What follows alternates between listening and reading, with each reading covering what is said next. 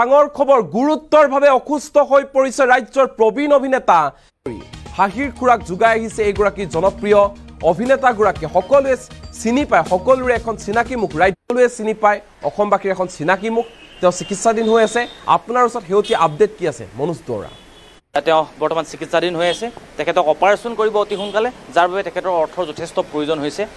যিটো অৰ্থ হয়তো তেখেতৰ ঘৰৰ বা পুত্ৰৰ পৰা হয়তো দিবলৈ তেওঁ সক্ষম হোৱা নাই আৰু নিশ্চয় বিচাৰিব গতিকে আমিও আশা কৰিছোঁ যে আমি সকলোৱে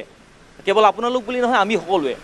একেলগে মিলি এইগৰাকী ব্যক্তিক আমি অকণমান হ'লেও যদি সহায়ৰ হাত আগবঢ়াব পাৰোঁ তেনেহ'লে কিন্তু ব্যক্তিজন অতি সোনকালে আমাৰ মাজলৈ পুনৰ আগৰ দৰে ঘূৰি আহিব আৰু পুনৰ আগৰ দৰে এনেদৰেই চিনেমাৰ জগত অসমীয়া চিনেমা যিহেতু এতিয়া উত্থানৰ সময় যথেষ্ট চিনেমা হিট হৈছে এই দিনত আৰু গতিকে এই উত্থানৰ সময়খিনিত কিন্তু পুনৰ অৰিহণা যোগাব পাৰিব এইগৰাকী জয়ন্ত ভাগৱতীয়ে নিশ্চয়কৈ মনোজৰ এই মুহূৰ্তত ধন্যবাদ জ্ঞাপন কৰিছোঁ আৰু আমি দৰ্শকক এই মুহূৰ্তত দেখুৱাব বিচাৰিছোঁ তেওঁ চিকিৎসালয়ৰ বিচনাত কি কৈছে জয়ন্ত ভাগৱতীয়ে সেয়া প্ৰথমে শুনাই ল'ব বিচাৰিছোঁ কেৱল ডাবিং দিব ভাল হ'ব আপুনি তাকে বেয়া লাগিছে ৰাইজে তাৰপিছত আকৌ চিৰিয়েল এখন কৰি আছোঁ বোৱাৰী বুলি বাপ্পা হামেদৰ বিচাৰে বাপ্পাৰ বেয়া লাগিছে মানে আশা কৰি কাষ্টিং কৰিলোঁ নিৰ্মাণ কৰিলোঁ তাৰপিছত সদায় খবৰ লৈ আছে ভাল পাই কেতিয়া ভাল পাবলৈ দাদা পাইছে নে দাদা তাত বেছি বেয়াই হৈ গৈ আছে মোৰ একো নহয় আপুনি সোনকালে সুস্থ হৈ যাব পাৰিব গৈ পেলাই আকৌ মই কামে কাজে লাগিব লাগে সেইটোৱে আশা কৰিছোঁ ৰাইজৰ আশীৰ্বাদে মোৰ শক্তি যোৱাবাৰো এনেকৈ অসুস্থ হৈছিলোঁ ৰাইজৰ আশীৰ্বাদে মোৰ তাকো এপাব লাগিছিলোঁ আজি দুবছৰ আগত এইখন হস্পিটেলতে তাৰপিছতে আকৌ যোৱা জানুৱাৰী মাহত চিনেমা শ্বুটিং কৰা থাকাৰ সময়তে NRCখন কৰি আছে হঠাৎ গা বেয়া লাগিলে তাৰপিছতে আহিলোঁ এনেই এই মেডিকেল কলেজত ডক্টৰ প্ৰণৱজ্যোতি ভট্টাচাৰ্যী তেখেতক মই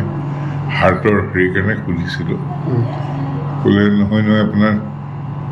পেচমেকাৰ লগাব লাগিব তাৰপিছতে লগে পেচমেকাৰ লগালে যাতে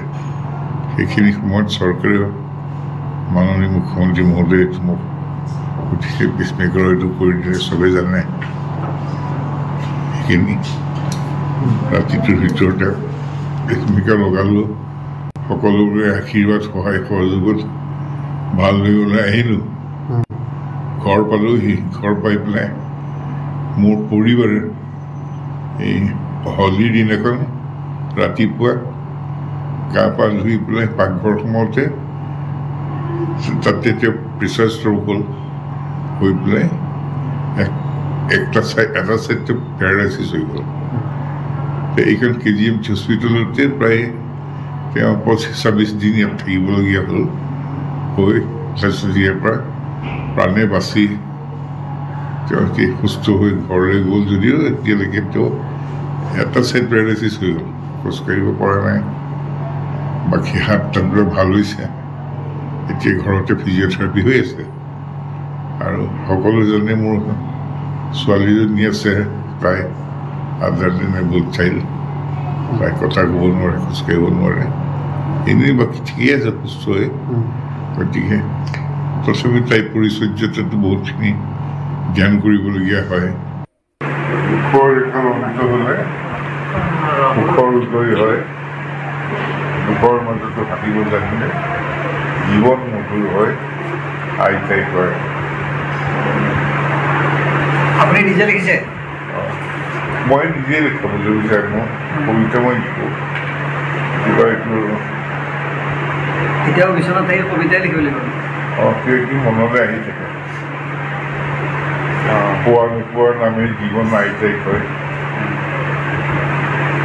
নোপোৱাত শুনিছোঁ আহিব জানিলে জীৱন মধুৰ হয় আইতাই কয় তেনেকেই আৰু আপোনাক বেয়া পোৱা মানুহে নাই সকলোৱে আপোনাক ভাল পায় আৰু সকলোৱে আশীৰ্বাদ কৰিছে আপুনি মানে সোনকালে ভাল হৈ আহিবই ধন্যবাদ মই আকৌ ৰাইজৰ মাজলৈ যাবলৈ ৰৈ আছোঁ আপোনাক মানে সকলোৱে বিচাৰে যে আপুনি আপোনাৰ যিটো কেৰেক্টাৰ যিটো আপুনি অভিনয় কৰে সেইটোক মানে সকলোৱে ভাল পায় তাৰমানে আৰু সেই তেনেকুৱা হিচাপে আপোনাৰ আকৌ বিচাৰে আপোনাৰ ৰাইজে পলাশৰ ৰঙা ৰং নাই নহয় বুলি নক'বা মৌ জোপানৰ সুখে সুখে শেৱালি নাই নাজানো বুলি নক'বা সৰা পাতে ক'ব খোজে মনৰ গধুৰ কথা মৌ জানো হৃদয়েৰে নুশুনো আন্ধাৰ আকাশত তৰা ফুল বিচাৰি মৌ জানো ভাগৰি নপৰোঁ আশা মোৰ লগ হৈ থকা মোৰ চাহ হৈ মোক অচিনাকি বুলি নক'বা